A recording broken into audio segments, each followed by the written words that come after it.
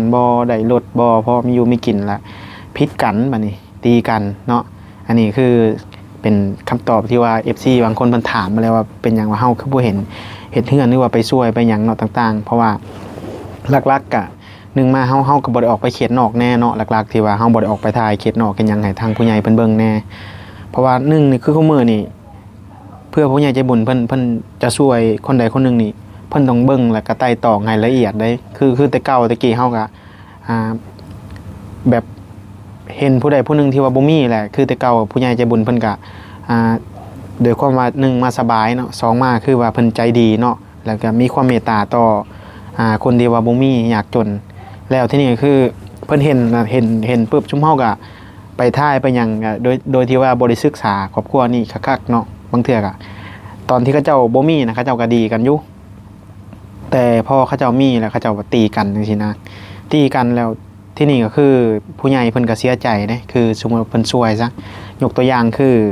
ยกตัวอย่างซะน้องใดซะนี่เคยเว้าไปแล้วเนาะขอเว้าอีกทีนึงคือน้องใดซะนี่เนาะผู้ใหญ่ใจบุญเพิ่นช่วยนี่เฮ็ดเฮือนให้แล้วก็ผู้ใหญ่ใจบุญเพิ่นก็ช่วยเรื่องรถจักรอีกนี่แล้วก็เรื่องซื้อดินซื้อหยังนี่ได้นี่ซื้อดินเจาะน้ำเจาะหยังให้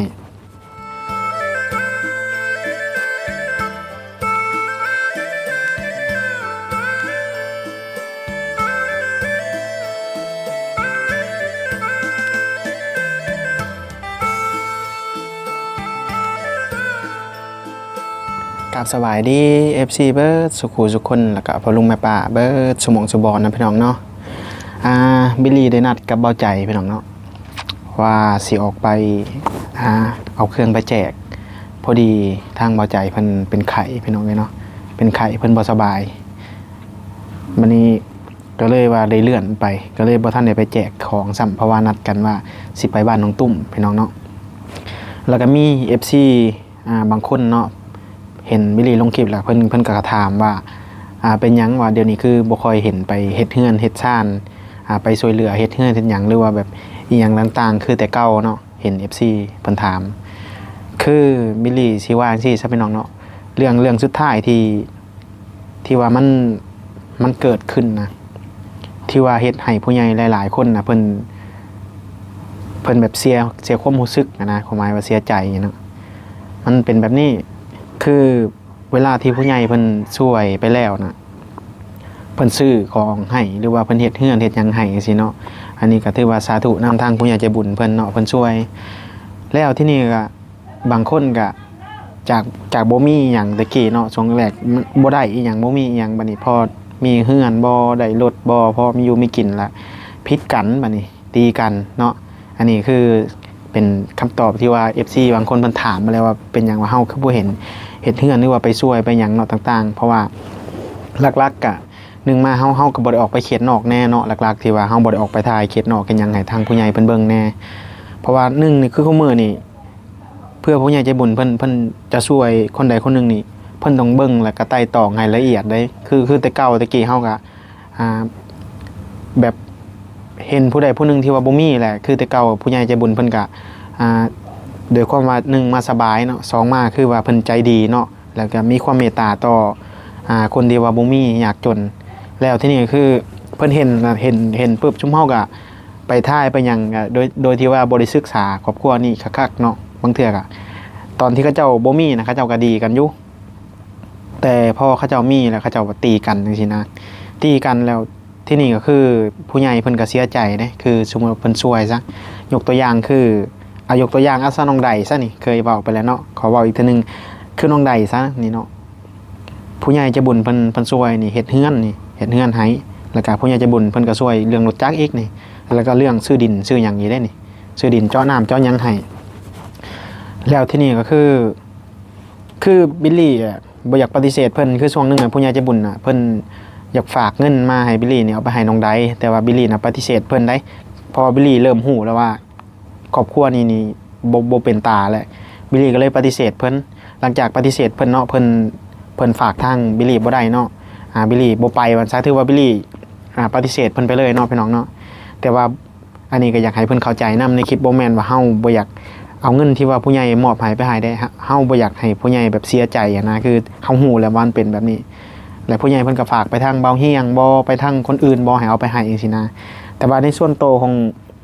บิลลี่เอาไปให้ได้บ่ก็ได้เนาะคันเวลาผู้ใหญ่เพิ่นฝากเงินมาแต่ว่าเฮาคือตอนนั้นในความรู้สึกของเฮาตอนนั้นน่ะผู้ใหญ่เพิ่นช่วยเฮือนหลังนี้นี่หลายแฮงแล้วแหละ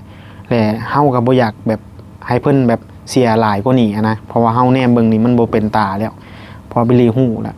คือเขาเจ้าแรกๆนี่เขาเจ้าบ่ได้ผิดกันเด้ช่วงที่เฮาบ่ได้ค่อยลงไปแบบไปเฮือนเขาเจ้านะช่วงที่ว่ายังบ่ได้เข้าไปช่วยเหลือนะเนาะคือครอบครัวของน้องใดเนาะแล้วที่นี่ก็คือ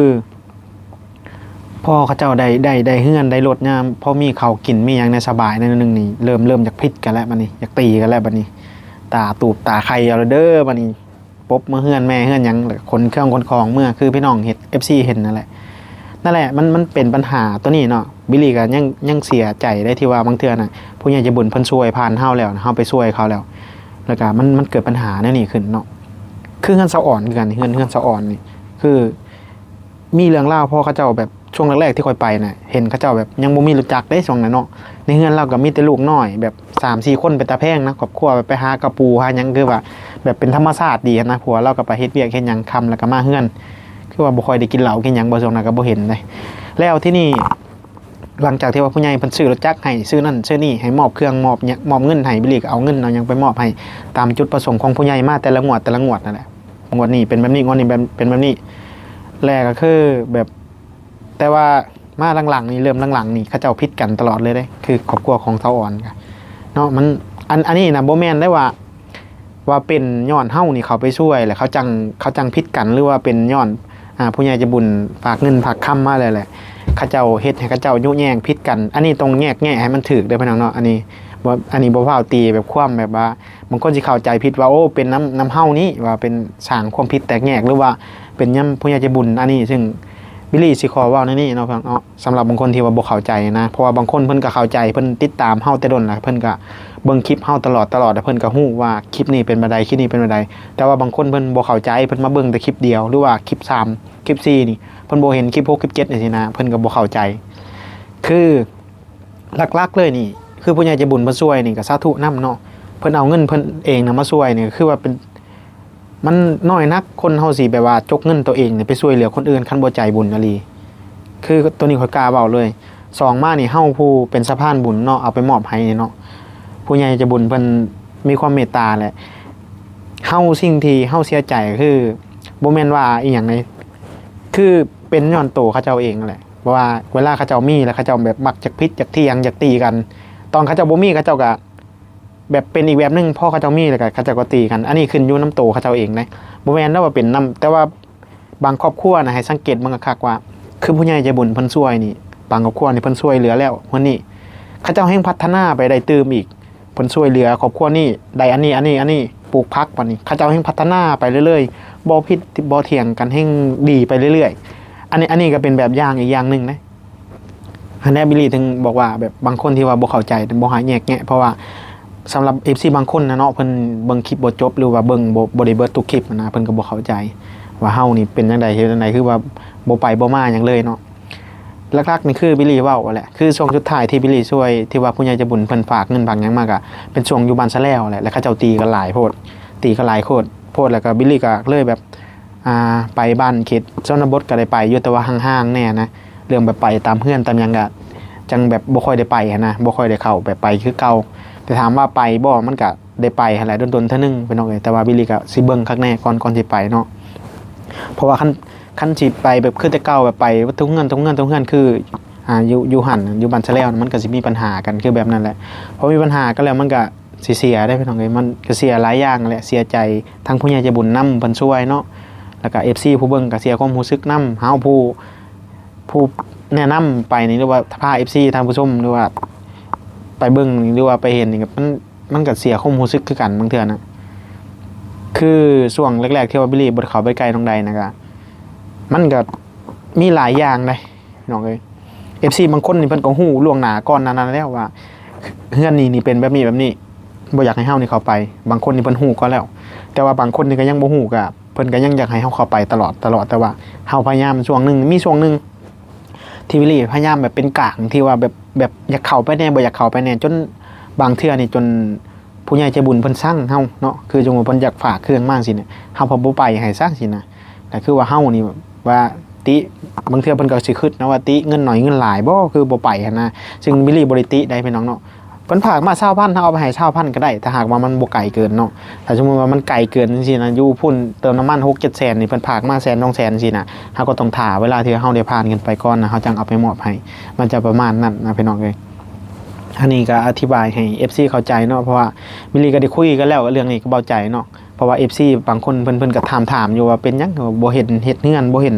ซื้อเตียงซื้อหยังให้ผู้นั้นผู้นี้คือแต่เก่าว่าบ่มีผู้ใหญ่ใจบุญเพิ่นช่วยบ่นะ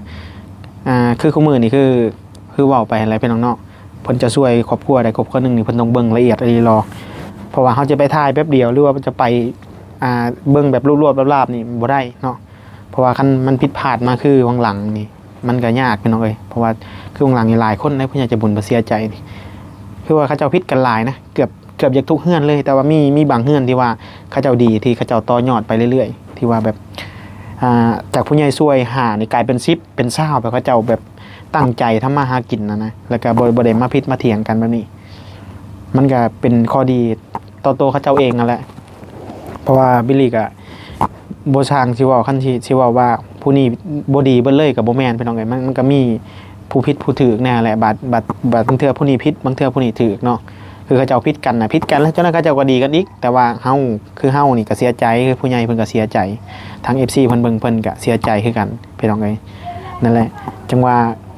อธิบายให้ FC เข้าใจเนาะเพราะว่าบิลลี่ก็นัดกันนี่สิเข้าไปบ้านน้องตุ้มเนาะกับเบาใจว่าจะเอาเครื่องเอาหยังไปแจกไปยายแหละพอดีพายุเข้าอีกพายุเข้า4มื้อฝนตกเดี๋ยวนี้ก็ฝนยังตกอยู่ถ้าฝนตกแหละคือพี่น้องให้เข้าใจว่าทางมันเป็นทางแบบ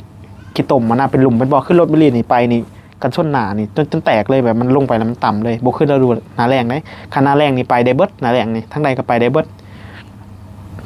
ถ้าหน้าพ้นแล้วต้องเป็นรถสูงจังไปได้โอเคเนาะพี่น้องเนาะเป็นจังไดก็ฝากติดตาม EP ต่อไปในเด้อสำหรับคลิปนี้บิลลี่ก็สิขอลาตัวไปก่อนนะพี่น้องเนาะก็ฝากกดไลค์กดแชร์เพื่อเป็นกำลังใจให้บิลลี่เด้อถ้าหากว่าว่าผิดพลาดประการใดก็ขอโทษขออภัยนำ FC ท่านผู้ชมเบิร์ดสุขุสุคนเนาะสำหรับคลิปนี้ขอลาตัวไปก่อนพี่น้องสบายดี